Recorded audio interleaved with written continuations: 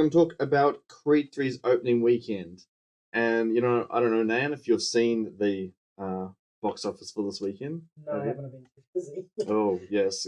Get ready for this. Okay, so the top five. I'm going to read out the top 5. Mm-hmm. So Creed 3 opened to 58.4 million. That's good.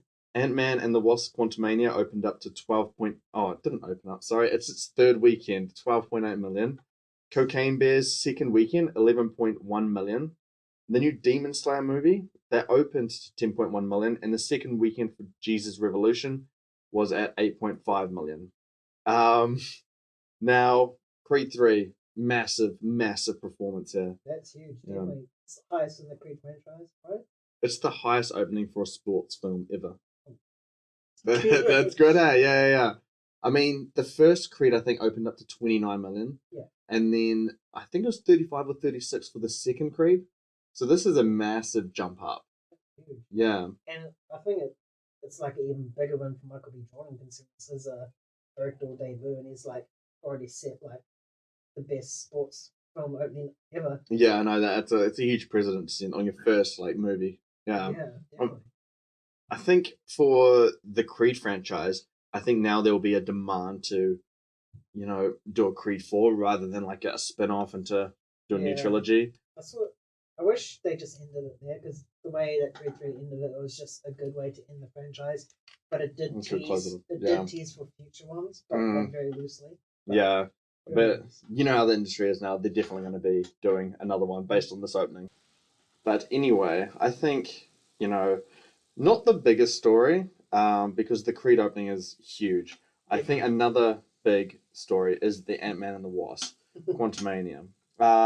That had a good opening, a decent opening, I'd say, not good. But the second weekend it had the biggest drop for an MCU movie, like 70%. Yeah. Now it's fallen 59.9%. Now usually these kind of big movies, they open and they have a sharp drop. The MCU ones, superhero movies and whatnot, they're usually front loaded for the opening weekend, and then the third weekend they kind of stabilize, and then they just continue the legs pretty modestly by the end of it. 60% drop on the third weekend, man, that's way too much. That's ridiculous. I think it's like the third worst in the MCU in terms of total, which is 12.8 million. That's crazy. And it's real crazy. I mean, I wonder if it's because everyone has just seen like the critic reviews and whatnot about it that has played into their head that made them not want to go see this.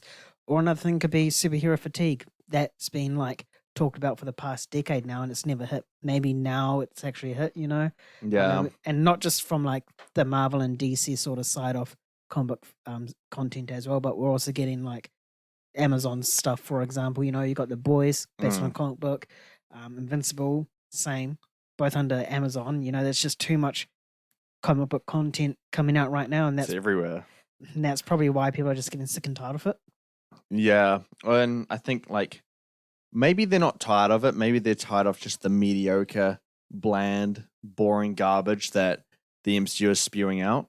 That's true. Because they're just like, I think Phase 4 they had like 18 projects or something over like a 2-year period, bro. That's ridiculous. Pretty much like ever since they opened up back from COVID. I think when was Black Widow? 2020, 2021? 2021. And from there we got 18 projects. That's ridiculous. Yeah. Nah, see, and then it's just too much for people, and none of it really stood out. No Way Home took off.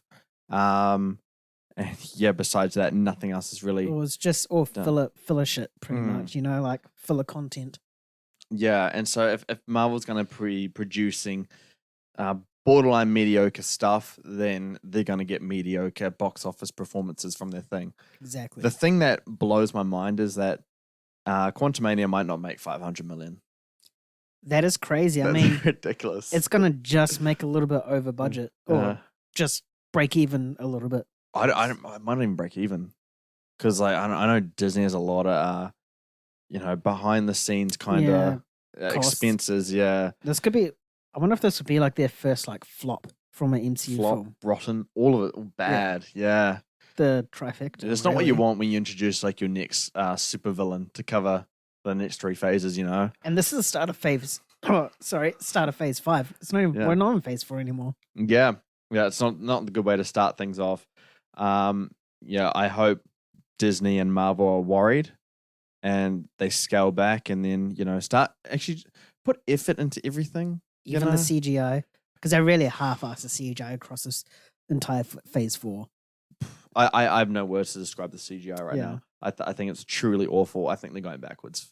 But yeah, that's enough. It's going to lead us into our next topic, though, that I wanted to talk about today. Mm-hmm. And it's been a while.